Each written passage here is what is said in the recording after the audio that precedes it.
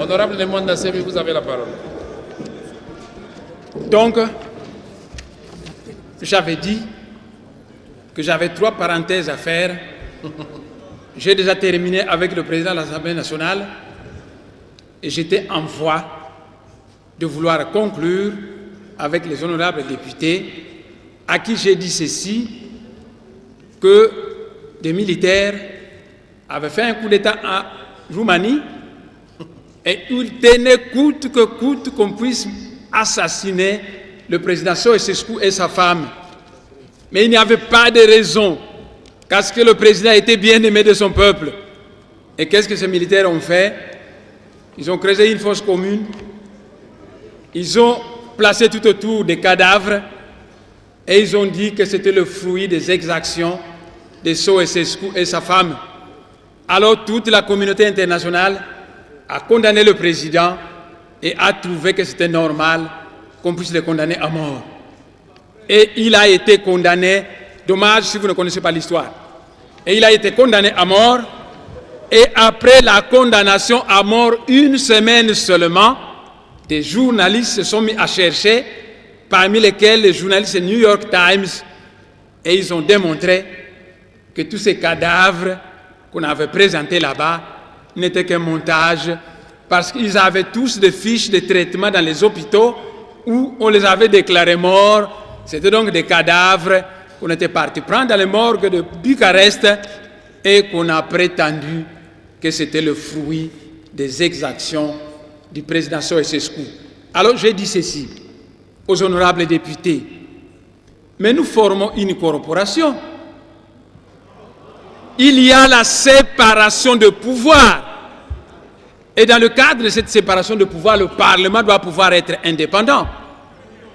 Lorsque, dans l'ordre de médecin, qu'un médecin a commis une faute, par exemple, où il est accusé de quelque chose, mais les médecins ne sacrifient pas facilement un collègue à eux. Attendez, attendez, et les médecins, attendez. Attendez un instant, dis. Mais attendez que je termine. Qu'est-ce que les médecins font? Attendez un instant, honorable Nemwanda Semi. Mais qu'est-ce qui se passe, honorable? C'est faux par rapport à quoi? Puisque la suite, vous ne savez pas ce qu'il va dire. C'est faux par rapport à quoi? Faux par rapport attendez, à quoi? Puisque que je termine. Il n'a même pas encore terminé sa phrase, vous vous levez, c'est faux. Par rapport à quoi? C'est pas possible. Quand il s'agit d'un collègue d'une corporation, on étudie minutieusement le problème pour voir si oui ou non le collègue est fautif ou pas. Et une Assemblée nationale extrêmement corruptible, et une Assemblée nationale qui répond à n'importe quoi finira par faire la honte de notre pays. Au sujet de la troisième parenthèse,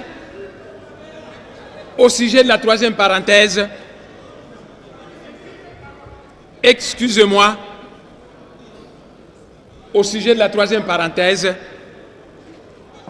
le ministre de l'Intérieur vous a dit que Nemwanda Semi était détesté à Luozi. Il vous a présenté un groupe de notables qui a signé. Je veux bien que lui, en tant que ministre de l'Intérieur, qu'il organise un référendum dans le Bas-Congo et je lui défie que je gagnerai ce référendum à plus de 85% parce que la population du Congo central continue à me faire confiance. Après la décision de Matadi, je suis resté silencieux et combien de messages j'ai reçus des professeurs Bas-Congo, des avocats, des médecins, des notables. Je demande au ministre de l'Intérieur d'organiser un référendum pour démontrer la popularité ou l'impopularité actuelle de Nemwanda Semi. Mais je continue au sujet de la troisième parenthèse. Excusez-moi que je puisse commencer mon exposé en parlant de moi-même. Parce que ce que je vais vous dire va vous aider à mieux comprendre la suite de mon discours. Eh bien, l'honorable Nemwanda Semi est le député national qui a obtenu le plus de voix au Congo central. Un membre de la Fondation Carter, section Belgique, a dit que l'honorable Mwanda Nsemi était un grand leader qui a été voté partout dans les 10 territoires du Congo central, même dans les circonscriptions électorales où il n'a pas posé sa candidature et où il a obtenu plus de voix que certains députés élus de ces circonscriptions. Fin de citation. Monsieur le Président de l'Assemblée nationale, honorables députés, mesdames, messieurs, personne ne peut devenir très populaire dans son pays, dans sa province, si son action ne rencontre pas les préoccupations de la population. À quoi est due la grande popularité de l'honorable Mwanda Nsemi au Bas-Congo, à Kinshasa, dans la diaspora congolaise et à l'ouest de la République démocratique du Congo? Partout au Congo central, la population a un refrain, même les prêtres catholiques, un refrain qu'elle répète constamment, à savoir « Bundu dia Congo dit tout haut ce que les Bas-Congo disent tout bas ». Le Mwanda Nsemi donc est un porte-parole, un transmetteur de la volonté d'un peuple soumis à une accumulation de frustration. Mais puisque le peuple lui fait confiance, le Mwanda Nsemi est donc l'interlocuteur valable dans toutes les négociations gouvernementales en vue de résoudre le problème de frustration de la population de la province du Congo central. Au lieu d'aborder le problème sous cet angle, le gouvernement refuse et préfère mettre au devant des montages, des massacres, des condamnations gratuites, des faux fuyants. L'Assemblée nationale et l'Assemblée provinciale avaient décidé l'organisation d'une table ronde au Congo central après les événements de 2007. Le gouvernement a mis cela en veilleuse et s'est mis à attendre un prétexte pour nuire. Monsieur le Président de l'Assemblée nationale, honorables députés, mesdames, messieurs, l'actuel génocide du Congo central est un crime prémédité qui a été planifié il y a une année de cela et qui avait été baptisé par ses initiateurs sous le nom de Opération Silence on tue. C'est dans ce cadre que le général Raus, qui est un Belge d'origine zambienne, a été envoyé au Bas-Congo. Honorable, vous devez retirer cela, car le général est bel et bien congolais, inspecteur provincial de la police. Vous devez le retirer. Puisque si vous entrez dans des querelles de personnes, je vais vous retirer la parole pour une partie de votre intervention. Monsieur le Président, par respect envers votre personne, je retire la parole. Voilà. Mais la vérité reste la vérité, même si on n'est pas l'entendre.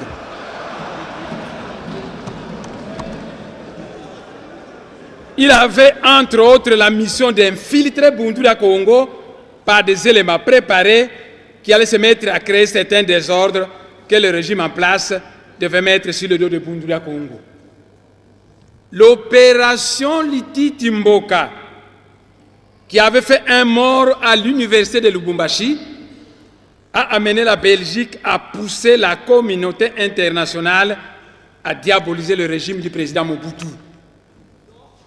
Aujourd'hui, face à l'opération Silence on tue, qui a fait presque 1 millier de morts au Congo central, le peuple congolais n'apprécie pas du tout la réaction timorée de la Belgique. Et nous savons que l'opération a été confiée à un général congolais diplômé d'une école militaire belge et recruté en tant qu'agent de la sûreté belge. Nous sommes bien informés, je sais de quoi je parle et je pèse bien mes mots. Pour déjouer ces manœuvres d'infiltration de Bundu dia Congo par le général Raus, le chef de Bundu dia Congo avait prévu l'organisation d'un congrès de Bundu dia Congo pendant les vacances parlementaires où il allait être question de parler des disciplines de Bundu dia Congo et de traiter le fameux sujet d'infiltration de notre organisation. Le gouvernorat du Bas-Congo, en complicité avec le ministère de l'Intérieur, a empêché l'honorable Mwanda Nsemi d'aller en congé parlementaire. Vous le savez très bien et comprenez pourquoi. Si je partais en congé parlementaire, j'allais conscientiser mes cadres, j'allais, et ils n'allaient plus avoir le prétexte pour nuire. N'oubliez pas, Monsieur le Président, que dernièrement, vous avez envoyé l'honorable Mfwemba dans une mission de pacification. Aussitôt qu'il a terminé sa mission, mais c'était le calme dans le Bas-Congo, dans toutes les zones qu'il a traversées. Immédiatement après, le gouverneur Mbati et M. Raus sont passés à Luozi. Ils ont distribué l'argent à gogo. Ce sont les gens qui ont obtenu cet argent, qui m'ont téléphoné. Ils ont dit, toi, tu vas provoquer les catholiques, toi, tu vas provoquer parce que nous voulons une guerre de religion. Et finalement, j'ai demandé l'organisation d'un congrès de Bundula Congo où j'ai invité le général John Numbi. Je lui avais dit, mon général, à ce congrès, vous viendrez avec certains cadres de la police pour que nous puissions harmoniser les positions avec les cadres de Bundula Congo pour faire la paix. Le général John Numbi, j'ai remis la lettre à l'honorable Mfwemba qui a oublié de lui donner. Il lui a donné le jour où j'étais au ministère de l'Intérieur.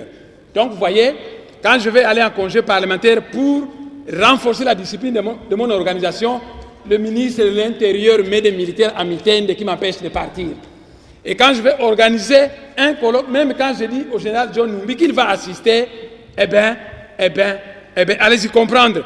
En janvier dernier, après l'agitation du territoire de Nsekembanza, le chef de Bundula Congo avait prévu l'organisation d'un séminaire de formation des adeptes de Bundula Congo à Nsekembanza. Et là aussi, on m'a empêché d'organiser cela. Et pour empêcher l'organisation de ce séminaire, les hommes du général Raus sont allés précipitamment en Nsekembanza massacrer les adeptes de Bundula Congo, créant ainsi un mécontentement généralisé de nos adeptes. Afin de trouver un prétexte pour justifier ces massacres qu'il allait perpétrer dans le Bas-Congo, des évêques ont été consultés et on leur a promis de l'argent qu'ils allaient recevoir et des armes pour provoquer une guerre de religion, ce qui a amené ces évêques à venir me voir, et pendant que nous traitions avec eux, ils recevaient des SMS qu'ils me montraient où on disait, voilà, on nous demande qu'est-ce que vous attendez, nous allons intervenir, on va vous donner les moyens. Et ces évêques ont dit, honorable, on veut nous manipuler, jamais nous n'allons cautionner de leur donner un prétexte pour massacrer la population du Bas-Congo.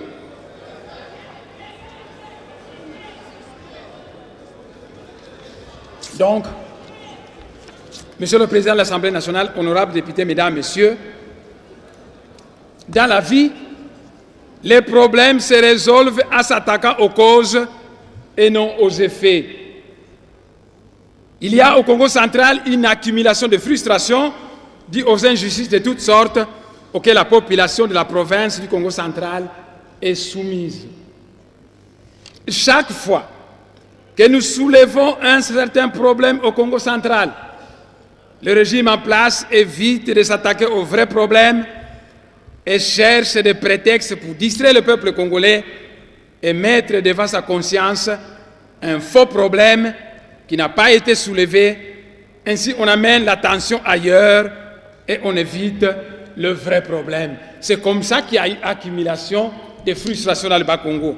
Quand le peuple du Congo central soulève les problèmes de multiples injustices commises à son égard, ou bien le problème de sa terre ancestrale, le droit du premier occupant, qu'on cherche à livrer aux étrangers à son détriment, au lieu de présenter à l'opinion nationale le vrai problème qui est soulevé, eh bien, les Maradona de tout genre préfèrent des mises en place le problème, ils déplacent le problème et mettent devant la conscience du peuple congolais un faux problème qui désoriente et divise le peuple congolais au lieu d'être unis devant le vrai problème qui est posé au Congo central, parce que ce problème se posera demain au Kasaï, au Bandundu, dans l'Équateur, au Kivu, au Katanga, etc.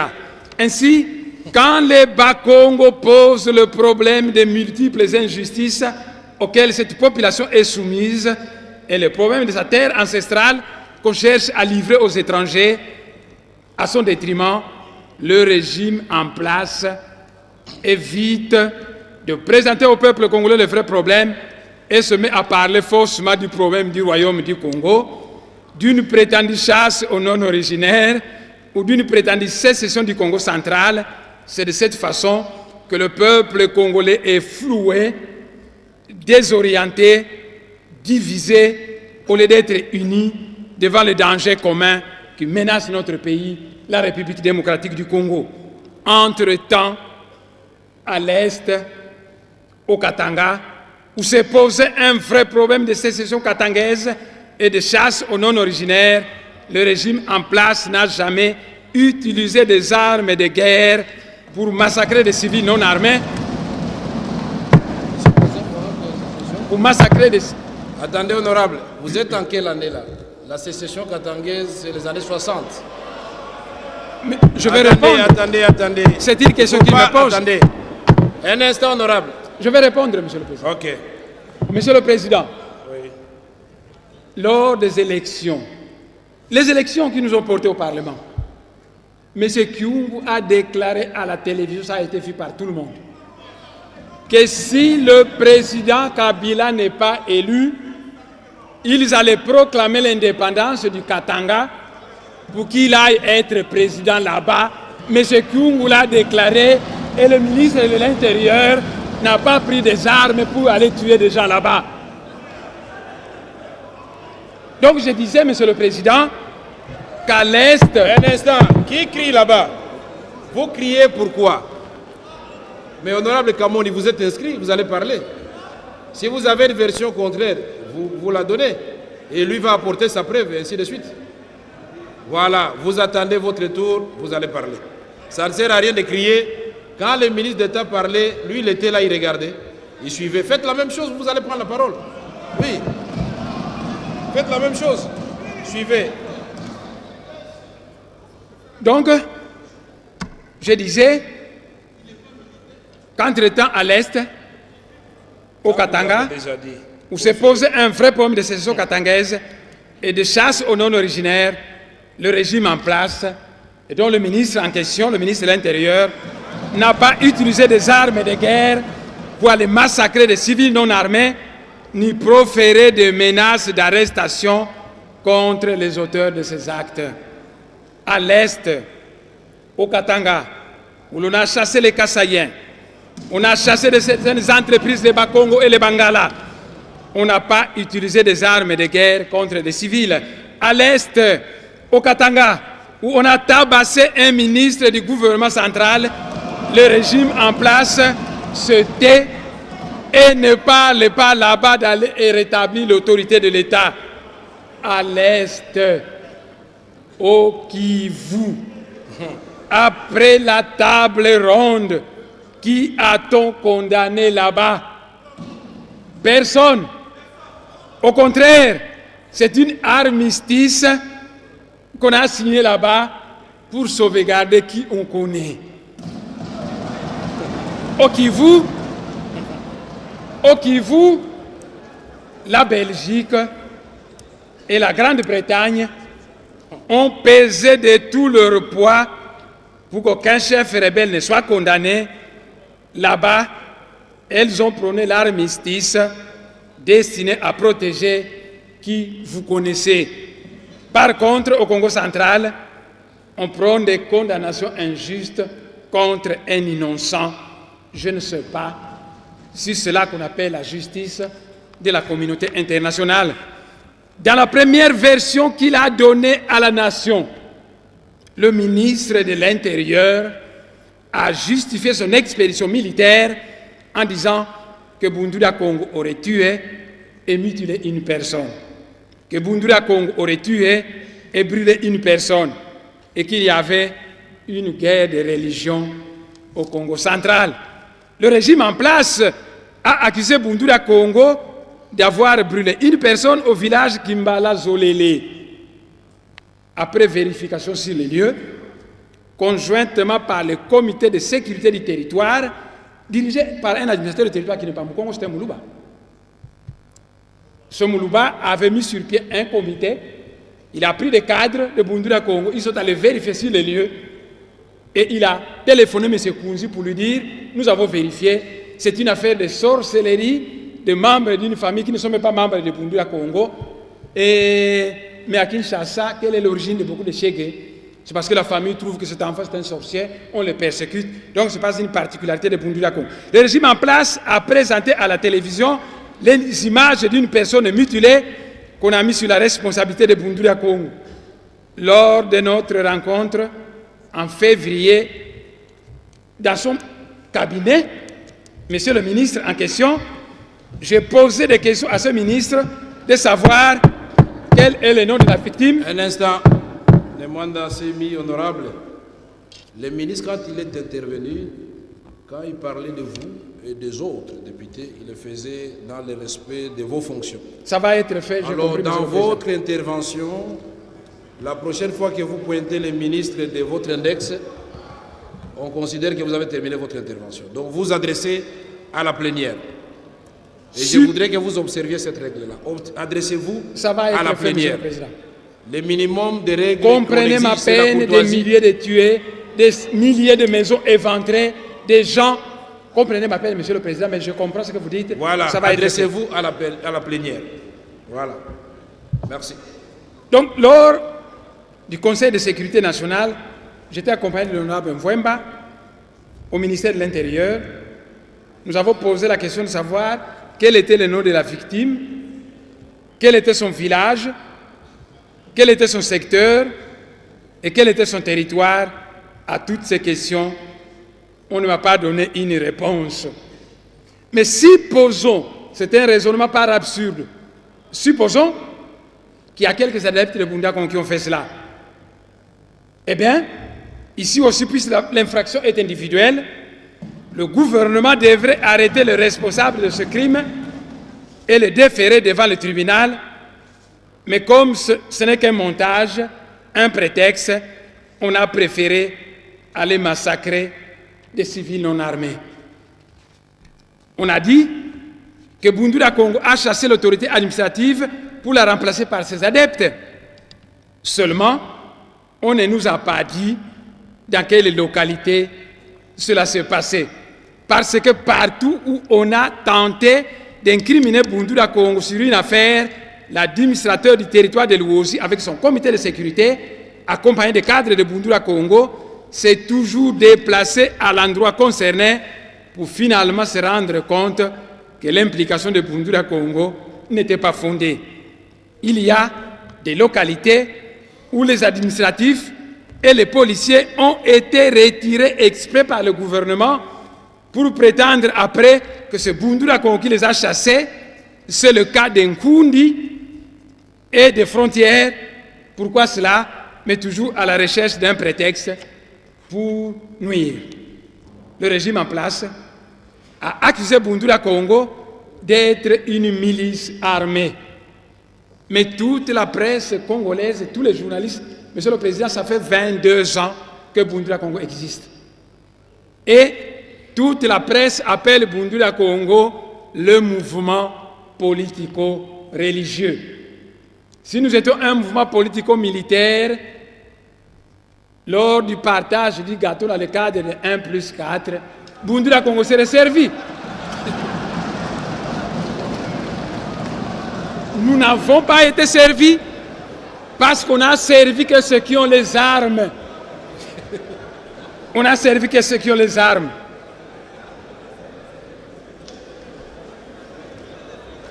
Donc, monsieur le président de l'Assemblée nationale, honorables députés, mesdames, messieurs, le régime en place a accusé Bundula Congo d'être une milice armée et pourtant, à tout moment, par légitime défense, que les adeptes de Bundula Congo ont arraché des armes aux forces de l'ordre, on les a toujours remises à l'autorité. Ce qui est contraire à l'habitude des mouvements armés qui incorporent à leur arsenal le butin qu'ils arrachent à leurs ennemis. Monsieur le Président de l'Assemblée nationale, honorables députés, mesdames, messieurs,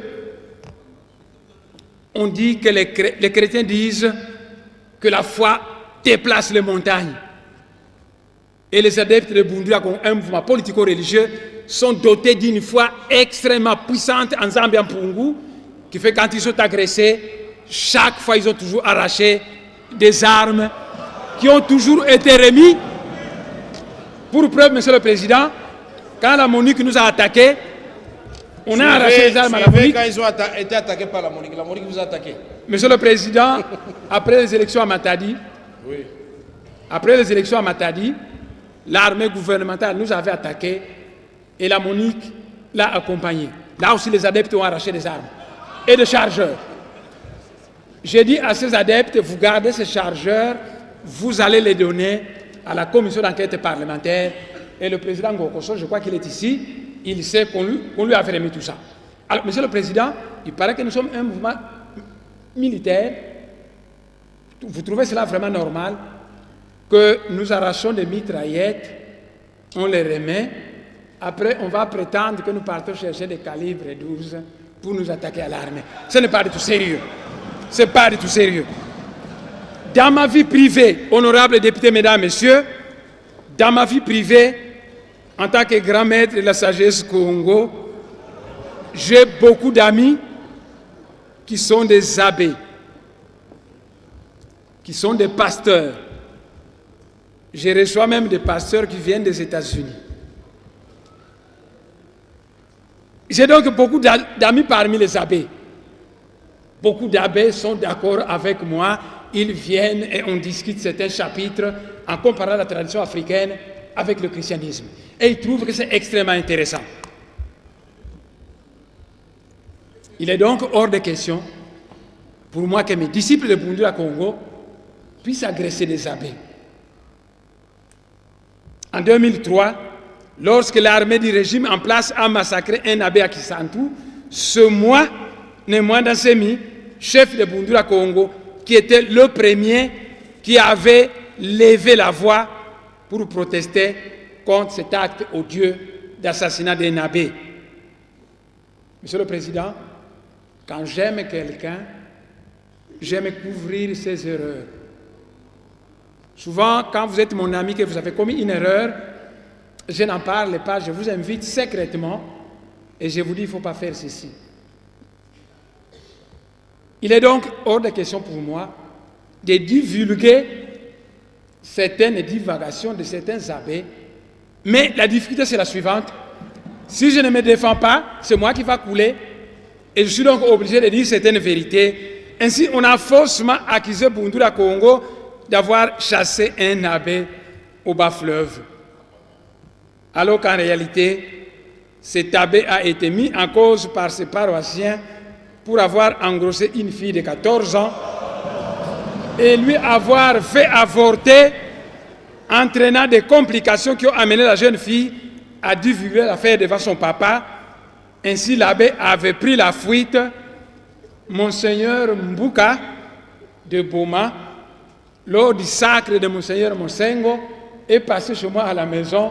Nous en avons parlé de ce cas qu'il a déploré. Le régime en place a encore accusé Bundula Congo d'avoir chassé l'abbé de Bienga. Et, Monsieur le ministre, quand il a parlé de Bienga et de Mangembo, ne connaissant pas bien le Manyanga, il ne connaît même pas les distances qu'il y a là-bas, mais là, je le consens. Le régime en place, donc, a encore accusé Bundula Congo d'avoir chassé l'abbé de Bienga. En réalité, ce sont les paroissiens qui ont dénoncé son hypocrisie en vivant en concubinage avec une certaine Charlotte, dont l'abbé prétendait qu'elle était sa cousine. Pris de honte, l'abbé a pris la fuite pour aller se cacher à la mission de Mangembo. Honorables députés, mesdames, messieurs, l'abbé Malou Malou. L'abbé Malou Malou. Qu'est-ce qu'il a fait? Lors des élections. Oui. Qu'est-ce qu'il a fait? Lors des élections. Mais je parle, Monsieur le Président. Oui. Lors des élections. Mais il a été diabolisé par les chrétiens catholiques, protestants et autres à 85% de Kinshasa, qui l'accusaient d'avoir participé au trucage des élections. Les Kinois savaient ça. Ce ne sont pas des adeptes de Bundula Congo qui ont diabolisé l'abbé Malou Malou. Donc, Monsieur le Président, la diabolisation il faut éviter de prétendre que c'est le propre de Bundula Congo, mais je dis simplement que toute autorité politique, tout chef spirituel, tout abbé, tout monseigneur a l'obligation d'être digne de son rang. Que dans sa vie privée, il faut éviter une certaine divagation qui peut conduire le peuple à nous juger sévèrement et à agir, mais cela n'allait pas le mettre sur le dos de Bundula Congo, tel que le prétendent ceux qui souhaitaient une guerre de religion au Bas-Congo. Monsieur le Président de l'Assemblée nationale, honorables députés, mesdames, messieurs, Bundula Congo a 22 ans. Il est implanté au Bandundu, même dans la région du lac Mainombe. Et 15 ans durant, il n'y a jamais eu de troubles de Bundula Congo au Bandundu. Bundula Congo est implanté en Angola. Ça fait 17 ans. Et 17 ans durant, Bundula Congo n'a jamais provoqué de troubles en Angola. Bundula Congo est implanté au Cabinda. Et 15 ans durant, il n'y a jamais eu de troubles de Bundula Congo là-bas. Bundula Congo est implanté au Congo-Brazzaville. Et là aussi, il n'y a jamais eu de troubles. Nous sommes implantés au Gabon. Et il n'y a jamais eu de troubles. Il y a un Zikwa de Bundula Congo en Suisse. Il n'y a jamais eu de troubles. En Suisse? Les Congolais de la diaspora qui sont là-bas, ils assistent à ce Zikwa. Il y a un Zikwa de Bundula Congo en France. Et de tous les Mazikwa qui sont en Europe, la plus célèbre, c'est celle qui est en Grande-Bretagne, à Londres, où il y a même des Noirs américains qui sont membres de Bundula Congo. Oh. Et partout là-bas, Bundula Congo n'a jamais provoqué de troubles. Donc, ceux qui veulent vous dire que Bundula Congo, c'est un mouvement anarchiste destiné à faire ceci et cela, allez-y comprendre. Mais puisque la suite des événements, suite à toutes ces accusations, a démontré que toutes les accusations étaient fausses, le ministre de l'Intérieur a changé d'accusation et parle maintenant d'une prétendue réunification du Royaume du Congo suite à une émission trafiquée de Radio France Internationale où Nemwanda Semi a comparé l'Afrique centrale à l'espace Schengen en Europe. D'un côté, Monsieur le Président, les intellectuels africains vantent l'espace Schengen à cause de ses avantages. Passeport unique, libre circulation de biens et de personnes. Et lorsque l'honorable Mwanda Semi dit, mais transformons toute l'Afrique centrale à l'image de l'espace Schengen, et ça devient un problème. Attendez. Ce n'est pas du tout sérieux. Attendez, non. Et Monsieur le Président... Attendez, honorable. Attendez, honorable, un instant. Je continue, Monsieur le Président. Je n'ai pas terminé. Non, non, vous allez poursuivre. De la même façon que j'arrêtais les ministres quand ils nous donnaient une information incomplète, je vous arrête. Parce que moi, j'ai la lettre que vous avez adressée au secrétaire général des Nations Unies. J'arriverai, Monsieur le Président. Ne m'interrompez pas, j'arriverai. Voilà. Je répondrai à toutes les questions. J'arriverai à cette lettre-là. Ok, allez-y. Alors, Monsieur le Président, mes chers frères, vous savez, vous faites un discours d'1 heure. Et un gros malin va couper des petits morceaux, il les racole et vous présente une prétendue déclaration faite par vous. Souvent, ça ne ressemble plus à la vérité.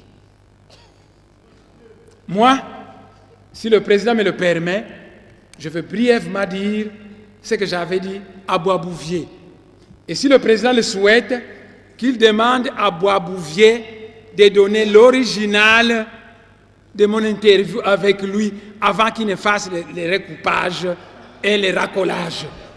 Alors vous allez écouter le tout parce que c'est extrêmement grave.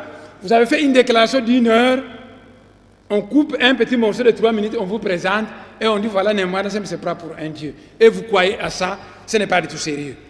Donc, Monsieur le Président, qu'est-ce que j'avais posé comme problème? J'ai dit ceci à Boisbouvier, lorsque vous parcourez les frontières de la République démocratique Congo, toutes les frontières. Il s'agit donc de faire le tour de nos frontières depuis la côte atlantique jusqu'à la côte atlantique. Et j'ai dit ceci à Boisbouvier, quand vous êtes à Matadi, il y a une frontière coloniale là-bas. Et on vous dit, là c'est le Bas-Congo d'Angola, et ici c'est le Bas-Congo de la RDC, et au milieu il y a une frontière. Mais une frontière sert à séparer deux choses qui sont distinctes. Quand vous mettez de l'eau dans un verre, il n'y aura jamais de frontière de séparation. Mais si vous mettez de l'eau et de l'huile, il va y avoir une frontière de séparation parce que vous avez affaire à deux choses distinctes. Alors, un peuple, il paraît que vous êtes tous des chrétiens, des croyants, un peuple créé par Dieu pour vivre dans l'unité, on met une frontière qui la sépare. J'ai dit à Boisbouvier, déplaçons-nous et allons à Kahemba, le dossier Kahemba. Là-bas, vous verrez qu'on va vous parler des Tchokwe d'Angola et des Tchokwe de la RDC. Mais qui divise les Tchokwe à une frontière coloniale? J'ai dit, déplaçons-nous, M. Boisbouvier, et arrivons à Dilolo. À Dilolo, on va vous parler des Lunda d'Angola et des Lunda de la RDC. Nous nous sommes déplacés et nous sommes arrivés dans la région des Grands Lacs. J'ai dit là-bas, vous allez trouver des Nilotiques au Rwanda, au Burundi, nos frères Bantous, les Bantous, comment on les appelle au Rwanda, les Bantous du Rwanda? Nos frères Hutus, qui sont de part et d'autre de la frontière coloniale. J'ai dit à Boisbouvier que le grand chef coutumier Nandé ne s'embarrasse pas des frontières coloniales parce que souvent il va du côté de l'Ouganda pour trancher la palabre africaine qui concerne sa communauté. J'ai continué le long de la frontière et je suis arrivé, je lui ai parlé qu'ici, vous avez des Ngwandi de Yakoma et des Ngwandi de Centrafrique. Mais qui les a séparés? J'ai dit la frontière coloniale. Je suis arrivé dans Bandaka, j'ai dit, il y a des Mongos du côté de la RDC, des Mongos du côté du Congo-Brazzaville. Mais qui a séparé cette même? J'ai dit, eh bien, c'est une frontière coloniale. Nous sommes arrivés à Kinshasa, j'ai dit, les Batékés sont d'origine Congo, il y a des Batékés à Kinshasa et des Batékés au Congo-Brazzaville. Il y a des Manianga au territoire Manianga et des Manianga du côté du Congo-Brazzaville. Il y a des Bayombe du côté de la RDC et des Bayombe du côté du Congo-Brazzaville. Monsieur le Président, honorable député, quand la frontière coloniale était passée dans le Manianga, il est arrivé dans un village appelé Kindamba et cette frontière a traversé un cimetière. De telle manière que la frontière est passée au milieu, la tête du chef coutumier de ce pays était placée du côté du Congo-Brazzaville.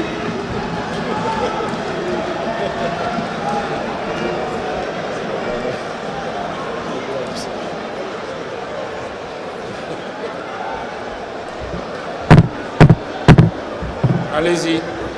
Monsieur le Président,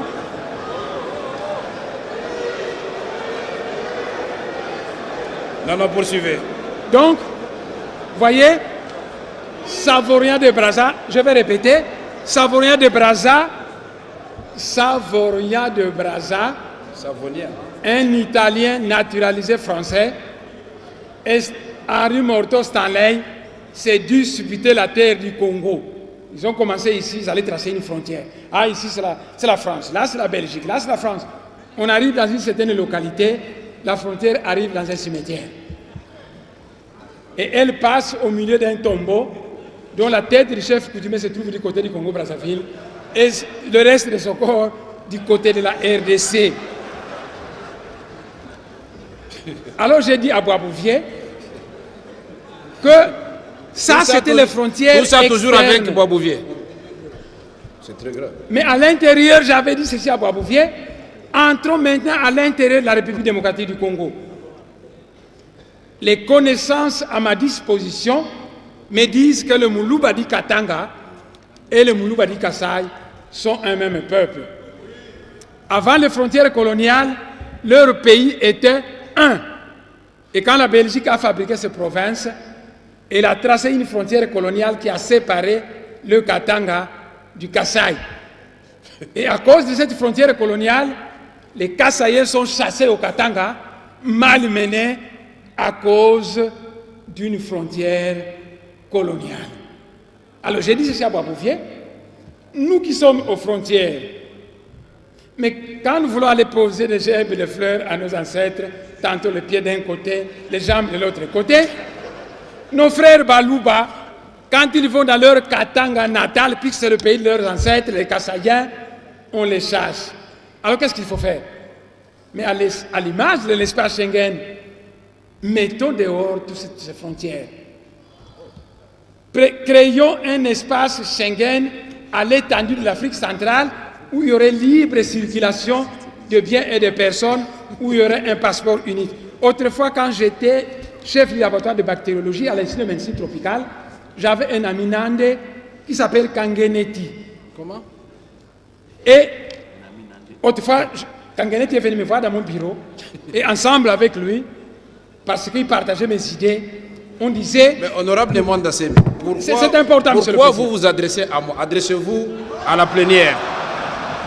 Il faut convaincre la plénière, mon frère. Donc, on dirait que vous me cherchez des problèmes. Attendez. Puisque depuis que l'honorable me regarde, je commence à avoir sommeil. Il faut regarder les députés aussi. Okay. J'ai compris, monsieur le président. Comme ça, ils vont dormir un peu. J'ai compris, monsieur le président. Oui, ils commencent à avoir sommeil. Et j'ai dit, causant dans mon bureau, j'ai dit à mon ami Kangeneti, c'était un Ande du Nord Kivu, j'ai dit, mon cher, si on arrive à matérialiser notre projet, nous construisons un chemin de fer qui va de Libreville jusqu'à Dar es Salaam, sans frontières. Alors on circule. Chemin de fer d'où jusqu'où? Qui allait de Libreville jusqu'à Dar es Salaam. Parce que ça devient un d'espace Schengen au niveau de l'Afrique centrale. Donc, monsieur le président, si Boisbouvier n'a pas fait de montage, ce que j'avais fait à cette conférence devait pouvoir intéresser tout le monde. Monsieur le Président, il y a un article que j'oublie, je crois l'article 120 quelque chose, on n'aura qu'à chercher, qui dit que la République démocratique du Congo, dans le cadre de l'Union africaine, est capable de céder une partie d'eux. Donc d'un côté, on vante l'espace Schengen, quand on met tout ça en application en Afrique centrale, on trouve qu'il y a un problème, ce n'est pas du tout sérieux. Monsieur le Président de l'Assemblée nationale, honorables députés, mesdames, messieurs, allez au Kasaï, au Bandundu, à l'Équateur, à l'Oriental, en Ituri, au Congo central, au Kivu, au Katanga, au Maniema, et vous allez le constater que la population est soumise à des tracasseries policières de toutes sortes, dues au mauvais salaire des policiers et des militaires qui sont abandonnés à leur triste sort. L'État a des droits et des devoirs, et un État qui ne remplit pas ses devoirs vis-à-vis de sa population perd ses droits devant celle-ci, ayant perdu la confiance du peuple. Partout au Congo central, au Bandundu, au Kasaï, dans l'Équateur, dans l'Oriental, au Kivu, la police, les FARDC, la DEMIAP, la DGM, la NER, les hommes de parquet et les magistrats, tous convoquent les citoyens congolais. Tous jugent, tous imposent des amendes exorbitantes sans quittance, tous arrachent des chèvres, voire même des femmes de trouille, parce que l'État est moribond. Dans ce pays, notre État est devenu un cadavre qui respire encore. Et c'est dans cette ambiance... Honorable Néman Dassem, vous êtes membre d'une institution, député, et vous dites que l'État c'est un cadavre qui respire. Je retire la parole. Retirez ça rapidement. Je retire la parole. Voilà. C'est dans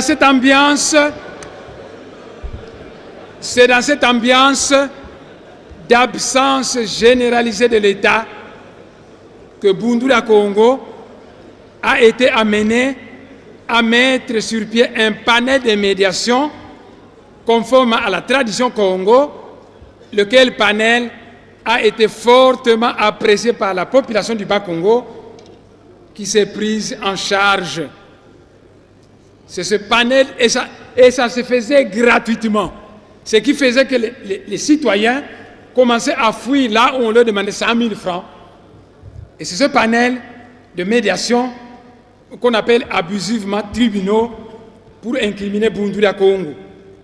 Mais pourquoi le régime en place ne massacre pas les agents de la police, des FARDC, de la NER, de la DENIAP, de la DGM, qui convoquent, qui jugent, qui imposent des amendes sans quittance, qui arrachent des chèvres et des femmes de Trouy?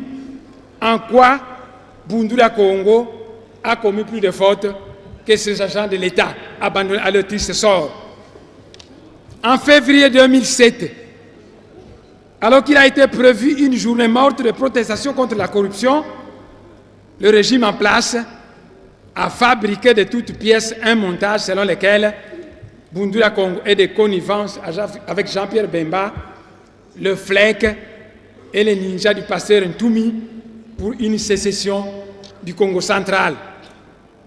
Comment Jean-Pierre Bemba, qui est un fervent défenseur de l'unité nationale, peut-il aller soutenir une prétendue sécession du Congo central? Comment Jean-Pierre Bemba, qui est un fervent défenseur de l'unité nationale, peut-il aller soutenir une sécession du Congo central? Aujourd'hui, dans le journal Interprète numéro 783, le président Sassou Nguesso a dit qu'il est archi faux de prétendre que les ninjas de Pasteur Ntoumi sont avec Bundula Congo. Lisez le journal. Quel journal? C'est l'Interprète numéro 783. Monsieur le Président, je vais vous l'amener, puisque je l'ai. Demain, je vous l'amènerai. Donc, la prétendue collaboration de Bundula Congo avec le FLEC et les ninjas n'est qu'un montage fabriqué de toutes pièces par le régime en place à Kinshasa afin de s'attirer la sympathie de l'Angola et du Congo-Brazzaville au massacre de Bakongo du Congo-Brazzaville. Je vais m'arrêter un tout petit peu pour expliciter. Vous savez qu'il y a des Bakongo en Angola, il y a des Bakongo au Congo-Brazzaville, et le président Dos Santos a des amis Bakongo qui sont capables de dire nos frères en RDC sont massacrés, monsieur le président, il faut intervenir. Le président s'assoit à Brazzaville, a aussi des amis Bakongo qui peuvent l'influencer en disant mais président, nos frères de l'autre côté sont massacrés. Et l'intervention du président Sassou avec le président Dos Santos risque alors, pour les emballer, on tente de les manipuler en disant que le FLEC, c'est là qui demande l'indépendance du Cabinda, et avec Bundula Congo, ça va susciter la colère du président Dos Santos, et on dit les ninjas, et Monsieur le Président, honorables députés, toute la presse ici présente a toujours appelé Bundula Congo le mouvement politico-religieux. Le FLEC, c'est un mouvement armé qui autrefois était soutenu par la France. Ce n'est un secret pour personne pour les raisons de pétrole. Nzita, le patron du FLEC, c'est souvent à Paris qu'il restait, bien choyé là-bas. Ils ont des armes. Les ninjas de Pasteur Ntoumi, mais c'est un mouvement armé. Nous, on n'a pas des armes. Quand nous arrivons à arracher les armes, on téléphone les autorités, on remet ces armes. En quoi la collaboration entre Bundula Congo et ces deux mouvements armés consiste-t-il? Le chapitre 1, ça c'est la longue introduction.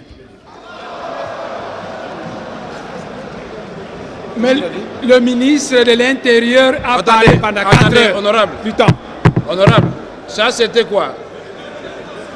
C'était quoi? C'est l'introduction. Maintenant, nous avons 3 chapitres qui sont plus brefs. L'introduction à mon discours. Nous entrons au chapitre 1, honorable député. Oui, l'introduction. Et le chapitre 1 s'appelle la restauration de l'autorité de l'État.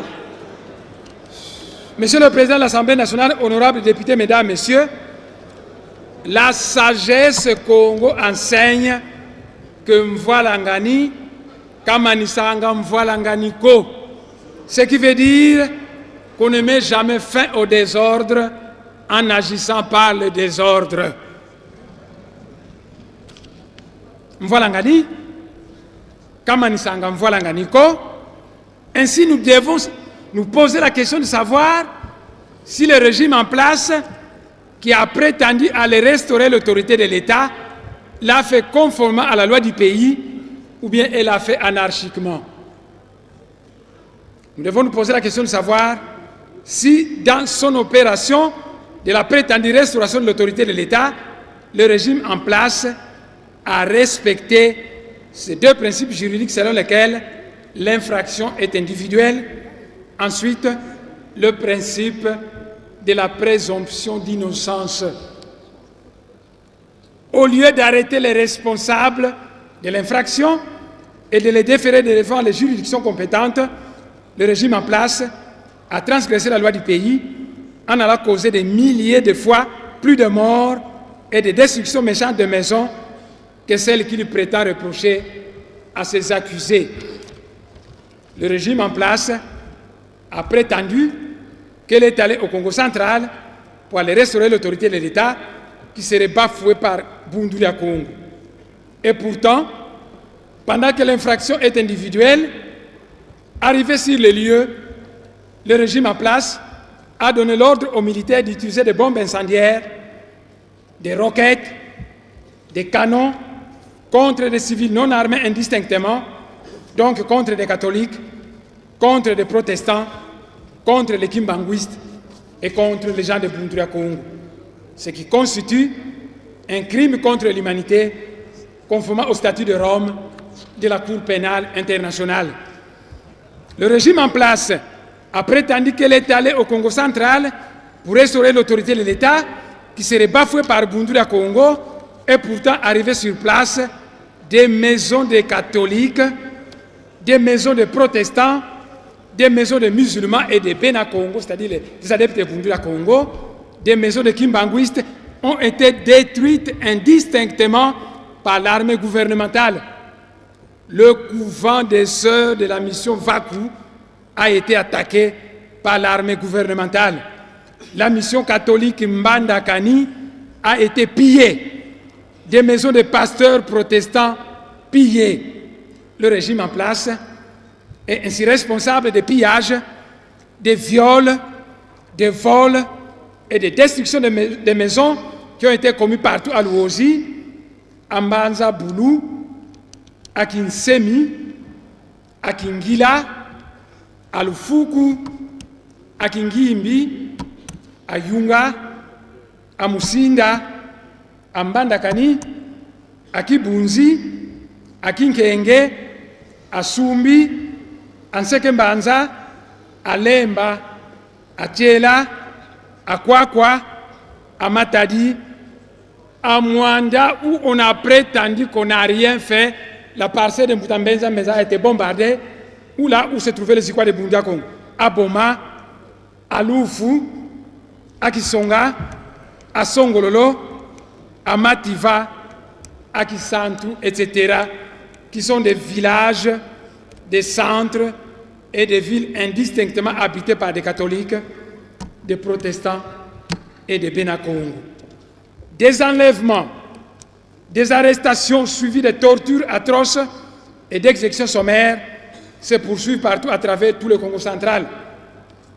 Au village Bukaka, secteur Kinkenge, territoire de Luozi, il n'y a pas un Zikwa de Bundulia Congo.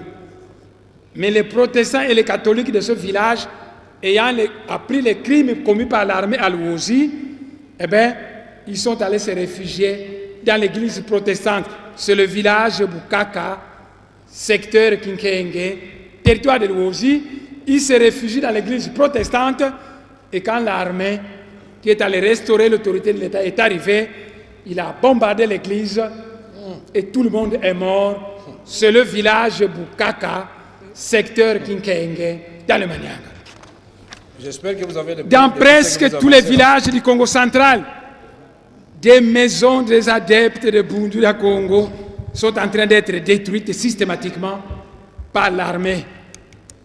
Voilà ce que le régime en place a restauré l'autorité de l'État. Des roquettes ont été tirées sur des lieux de culte, constituant ainsi un crime contre l'humanité conformément au statut de Rome de la Cour pénale internationale. Et les correspondances, l'Assemblée nationale a l'obligation d'aller vérifier, mais j'ai reçu des lettres manuscrites où on me parle de 103 morts en Bandakani, la fameuse mission catholique, de 37 morts à Lufuku, de 18 morts au village Kinanga. Tous ces morts ont été jetés dans la rivière Luala, sans compter les 80 morts de Luozi qui ont été jetés dans le fleuve.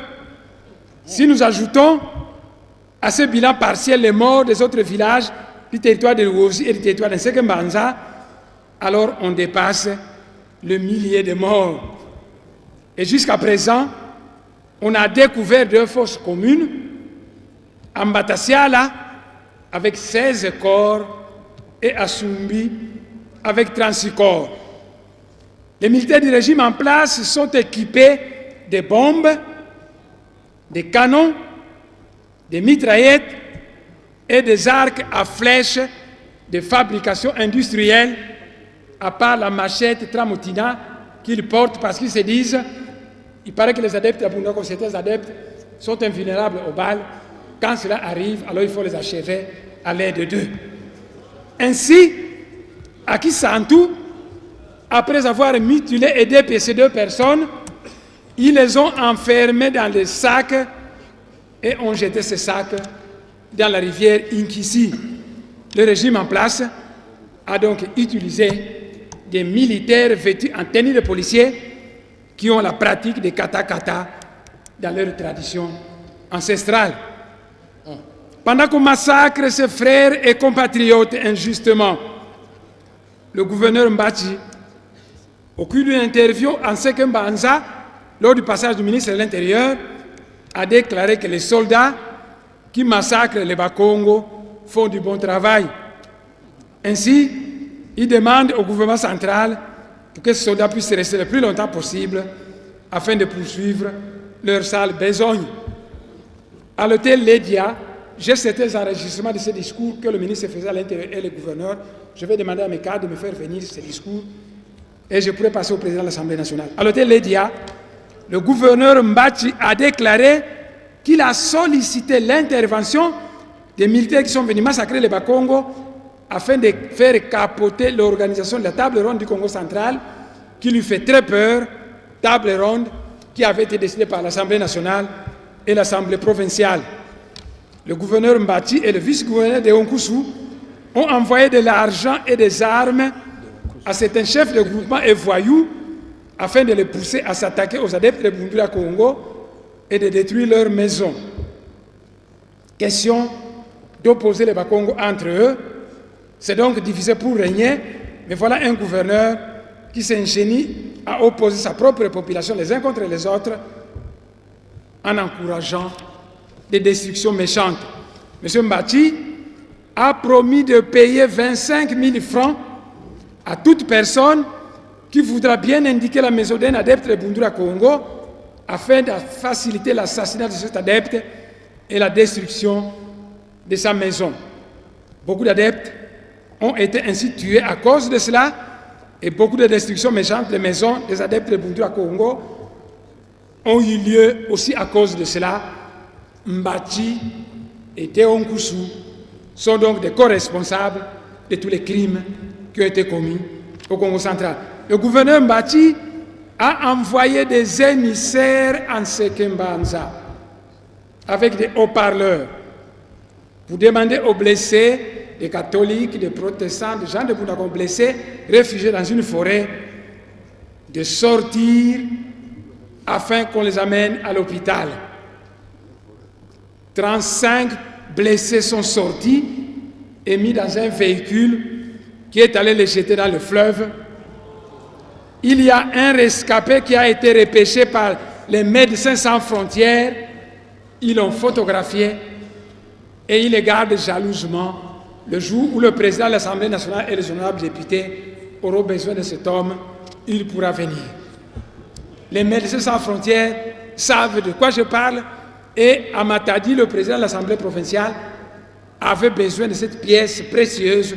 Bon, la personne est disponible, tout dépendra de la décision du Parlement. Le gouverneur du Bas-Congo, M. Mbati, a envoyé une forte somme à Louosi pour corrompre des personnes afin de les pousser à participer à une marche de protestation contre l'honorable Mwanda Nsemi. Cette marche devrait exiger le retrait de son immunité parlementaire. L'opinion sera alors amenée, c'est comme en Yougoslavie, à penser qu'il s'agit d'une manifestation de la volonté populaire, alors qu'il ne s'agit, une fois de plus, que d'un acte participant de la corruption et relevant de ces pratiques antidémocratiques et frauduleuses auxquelles recourent toujours les tricheurs. Au sujet de cette fameuse marche, Mbati a envoyé plusieurs camions de femmes et de militaires, des policiers vêtus en tenue civile et autres personnes étrangères au territoire de Louosi qui devaient pouvoir participer à cette marche.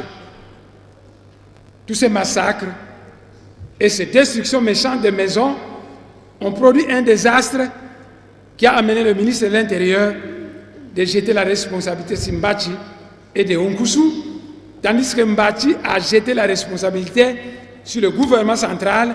Ça a été enregistré, qui a amené au Bas-Congo des militaires vêtus en tenue de policiers qui sont venus de Kinshasa avec l'ordre de massacrer la population civile avec des armes de guerre. À l'époque actuelle, tant à Matadi qu'à Kinmazière, on est occupé à faire des montages et à confectionner des films, déformant la vérité et à préparer des faux témoins. Certains films, vous les avez vus ici. Afin d'intoxiquer la population par ces montages non fondés, le régime en place a menacé certaines chaînes de télévision, dont Global TV et autres, les interdisant de diffuser la version de fait qu'elles sont connues par l'honorable Mwanda Nsemi. Honorables députés, mesdames, messieurs, l'infraction est individuelle. Ainsi, comment peut-on comprendre l'attitude d'un gouvernement central qui utilise les armes de guerre pour terroriser la population dont il est censé protéger? Partout à l'Est, l'autorité de l'État est bafouée. Mais là-bas, le régime en place ferme les yeux et n'agit pas.